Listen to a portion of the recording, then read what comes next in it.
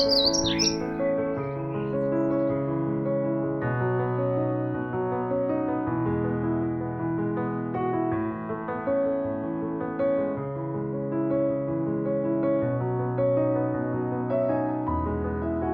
vous êtes devant la vitrine, probablement une des plus belles vitrines de fluorine rose et rouge au monde, puisque cette vitrine rassemble une vingtaine de pièces absolument majeures de fluorine qui ont été sorties dans Massif du Mont-Blanc durant ces 40 dernières années. Vous avez effectivement le fleuron des fluorines roses.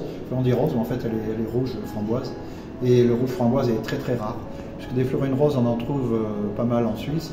On en trouve aussi maintenant au Pérou, on commence à en trouver en Himalaya. Mais des fluorines roses, rouges, framboises comme ça, c'est une extrême rareté, c'est très prisé des collectionneurs, c'est très rare.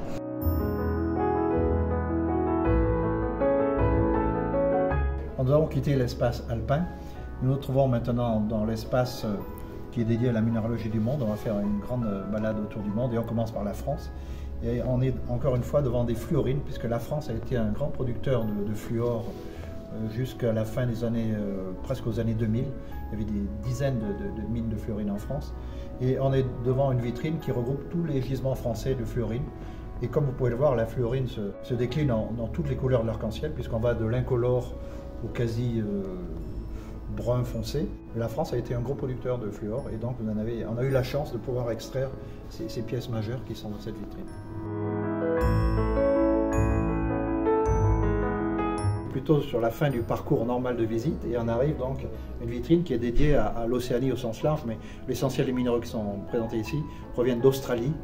Et puis donc il y a surtout cette espèce de tignasse rouge qui est à la partie supérieure, donc qui est un minéral d'une extrême rareté, qui est de la crocoïte. La crocoïte est un chromate de plomb et qui provient, il y a une seule mine au monde qui produit de tels spécimens, donc c'est en Tasmanie, à Dundas. Donc ce sont des minéraux très colorés, d'une extrême fragilité, comme vous pouvez vous imaginer.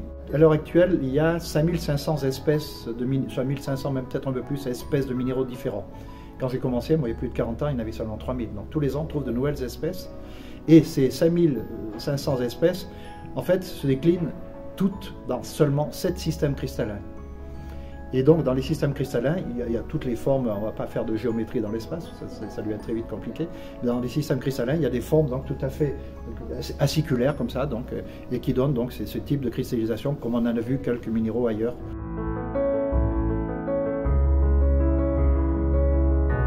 La question, choisissez une pierre, c'est un jeu qu'on fait un peu entre minéralogistes quand on voit des musées ou des collections. C'est d'une extrême difficulté de choisir une pierre, puisque on est passionné et c'est trop compliqué. Ceci étant, là j'ai choisi cette pièce, donc, qui est une azurite de Chessy-les-Mines. Pourquoi? Parce que d'une part, ma résidence principale est à 3 km de la fameuse mine de Chessy-les-Mines. Cette pierre a été trouvée entre 1811 et 1830. Donc, et c'est la première fois au monde qu'on trouvait l'azurite, qui est un carbonate de cuivre. Donc ce filon d'azurite est exploité de 1811 à 1830. Et actuellement, il y a des haldes, des déblais, dans lesquels une association dont je fais partie, qu'on a acquis ces déblais, et on peut chercher encore dans les déblais ce type de pièces-là. Donc voilà, j'ai un amour tout particulier pour ce gisement. Pourquoi? Parce que je le connais par cœur et que j'y suis régulièrement pour fouiller encore dans les déblais.